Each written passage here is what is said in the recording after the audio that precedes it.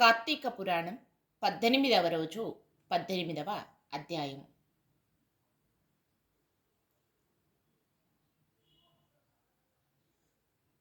సత్కారుష్టాన ఫల ప్రభావం. ఓం మునిచంద్ర, మీ దర్శనము వలన ధన్యుడనైతిని. సంశయములు తీరునట్లు జ్ఞానోపదేశము చేసితిరి. నేటి నుండి మీ శిష్యుడనైతిని. తండ్రి, గురువు, అన్న, దైవము సమస్తము మీరే. నా పూర్వ పుణ్య ఫలితములచే నా పూర్వ పుణ్య ఫలితములనే కదా మీ బోటి పుణ్యపురుషుల సాంగత్యమును తటస్థించెను. లేనిచో నేను మహాపాపినై మహారణ్యములో ఒక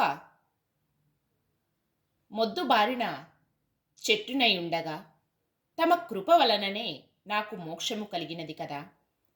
మీ దర్శన భాగ్యము లేని ఎడల ఈ కీకారణ్యములలో తరతరాలుగా చెట్టు రూపమున ఉండవలసినదే కదా.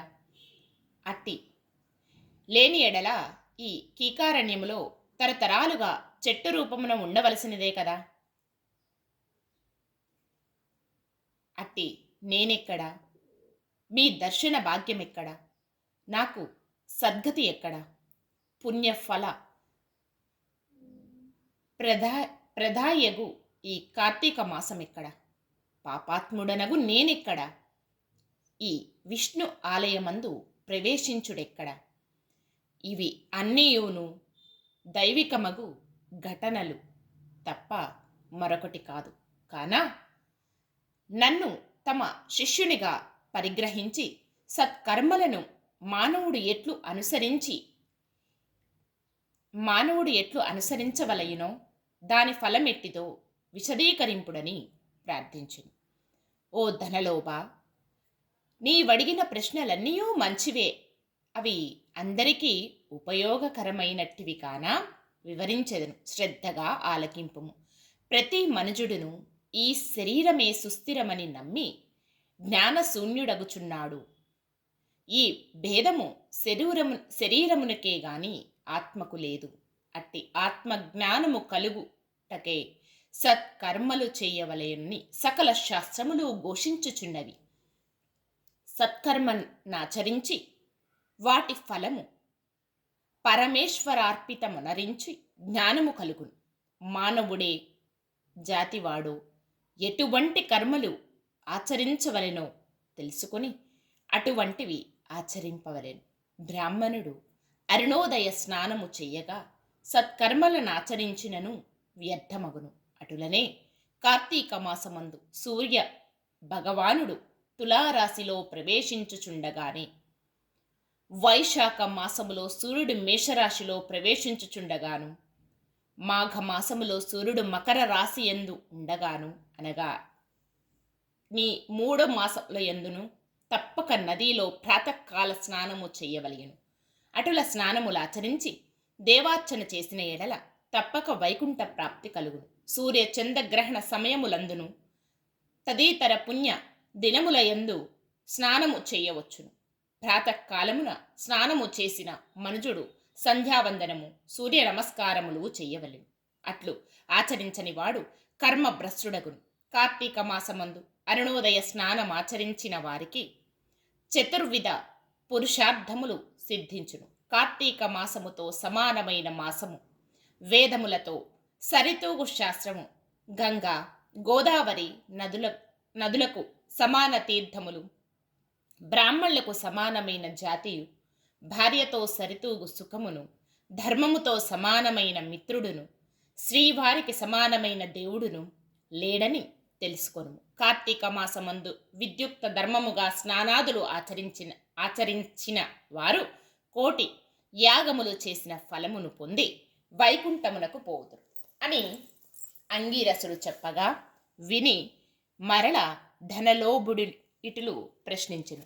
ఓ మునిశ్రేష్ఠ, చతుర్మాస్య వ్రతమని చెప్పితిరి. ఏ కారణము చేత దానిని ఆచరించవలెను? ఇదివరకెవరైనా ఈ వ్రతమును ఆచరించి ఉన్నారా? ఈ వ్రతము యొక్క ఫలితమేమి? విధానమేమిటి? సవిస్తరముగా విశదీకరింపుడని కోరెను. అందులకు అంగీరసుడిట్లు చెప్పెను. ఓయి వినుము. చతుర్మాస్య వ్రతమనగా శ్రీ మహావిష్ణువుకు మహాలక్ష్మితో ఆషాఢ శుద్ధ ఏకాదశి దినమున పాల సముద్రమున శేషుని పాన్పుపై శయనించి కార్తీక శుద్ధ ఏకాదశి నాడు నిద్ర నుండి లేచును. ఈ 4 మాసములకే చతుర్మాస్యమని పేరు. అనగా ఆషాఢ శుద్ధ ఏకాదశి శయన ఏకాదశి అనియు, కార్తీక శుద్ధ ఏకాదశి ఉత్థన ఏకాదశి అనియు, ఈ వ్రతమునకు చతుర్మాస్య వ్రతమనియు పేరు. ఈ 4 మాసములలో శ్రీవారి ప్రీతి కొరకు స్నాన దాన జప తపాది సత్కార్యాలు చేసినచో పూర్ణ ఫలము కలుగు. ఈ సంగతి శ్రీ మహావిష్ణువు వలన తెలుసుకుంటివి కాన ఆ సంగతులు నీకు తెలియజేయుచున్నాను. తొల్లి కృతయుగంబున శ్రీ వైకుంఠమందు గరుడ గంధర్వాది దేవతలచే వేదములచే సేవింపబడుచున్న శ్రీమన్నారాయణుడు లక్ష్మీదేవి సమేతుడై సింహాసనమున కూర్చుండియుండగా ఆ సమయమున నారద మహర్షి వచ్చి పద్మనేత్రుండును చతుర్బాహుండును కోటి సూర్య ప్రకాశం మందు ఉండును అగు ఆ శ్రీమన్నారాయణుకు నమస్కరించి ముకిలిత హస్తాలతో నిలబడి ఉండెను. అంత శ్రీవారి నారదునిగాంచి ఏమియో తెలియని వాని వలె మందహాసముతో ఇట్లని, నారదా, నీవు క్షేమమే గదా? త్రిలోక సంచారివైన నీకు తెలియని విషయములు లేవు. మహామునుల సత్కర్మానుష్ఠానములు ఎట్టి విఘ్నములు లేక సాగుచున్నవా? మానవులందరూ వారికి విధించబడిన ధర్మములను ఆచరించుచున్నారా? ప్రపంచముననే అరిష్టములు లేక ఉన్నవి కదా? ప్రపంచము ఏ అరిష్టములు లేక ఉన్నవి కదా అని కుశల ప్రశ్నలు అడిగెను. అంత నారదుడు శ్రీవారికి ఆదిలక్ష్మికి నమస్కరించి, ఓ దేవా, ఈ జగంబున నీ వెరుగని విషయములు ఏవియో లేవు. అయినను నన్ను వంచింపు మనుటచే విన్నవించుచుంటివి. ప్రపంచమున కొందరు మనుష్యులు మునులు కూడా తమకు విధించిన కర్మములను నిర్వర్తించుట లేదు. వారెట్లు విముక్తులగుదురో ఎరుక లేకున్నాను. కొందరు భుజించకూడని పదార్థములు భుజించుచున్నారు. కొందరు పుణ్యవ్రతములు చేయుచు అవి పూర్తి కాక మునిపే మధ్యలో మానివేయుచున్నారు. కొందరు సదాచారులుగా, మరికొందరు అహంకార సహితులుగా, పరనింద పరాయణులుగా జీవించుచున్నారు. అట్టి వారికి సత్కృపతో పుణ్యాత్ములను నర్చి రక్షింపమని ప్రార్థించెను. జగన్నాటక సూత్రధారుడైన ఆ శ్రీమన్నారాయణుడు కలవరపడి లక్ష్మీదేవితో గరుడ గంధర్వాది దేవతలతో వేల కొలది మహర్షులున్న భూలోకానికి వచ్చి ముసలి బ్రాహ్మణ రూపముతో ఒంటరిగా తిరుగుచుండెను. ప్రపంచమంతయు తన దయా లోకమున వీక్షించు రక్షించుచున్న దామోదరుడు ప్రాణుల భక్తి శ్రద్ధలను పరిరక్షించుచుండెను.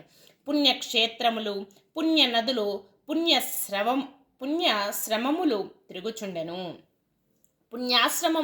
తిరుగుచుండెను. ఆ విధముగా తిరుగుచున్న భగవంతుని గాంచి కొందరు ముసలివాడని ఎగతాళి చేయుచుండిరి. కొందరు ఈ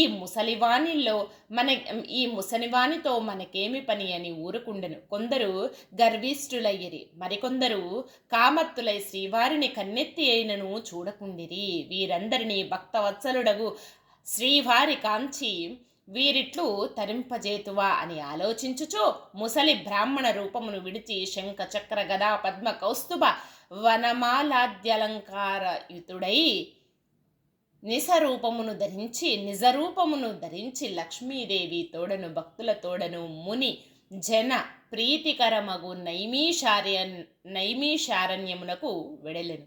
ఆ వనమందు తపస్సు చేసుకొనుచున్న ముని పుంగవులు స్వయముగా తమ కరుదించిన సచ్చిదానంద స్వరూపుడగు ఆ శ్రీమన్నారాయణుని దర్శించి భక్తి శ్రద్ధలతో ప్రణమిల్లి అంజలి ఘటించి ఆది దైవములకు లక్ష్మీనారాయణులు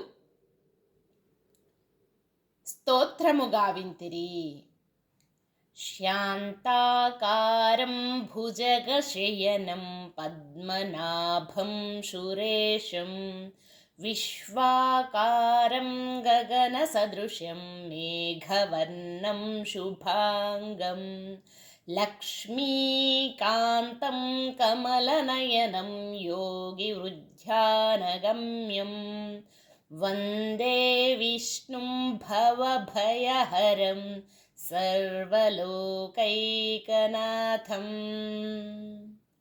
లక్ష్మీక్షీరసముద్రరాజతనయాం శ్రీరంగధామేశ్వరీం దాసీభూతసమస్తదేవవనితాం లోకైకదీపాంకురాం శ్రీమన్మందకటాక్షలబ్ధవిభవత్ బ్రహ్మేంద్రగంగాధరాం త్వాం త్రైలోక్యకుటుంబినీం సరసిజాం వందే ముకుందప్రియాం. అష్టాదశాధ్యాయము 18వ రోజు పారాయణం సమాప్తం. కార్తీక దామోదరాయ నమః. ఓం నమః శివాయ.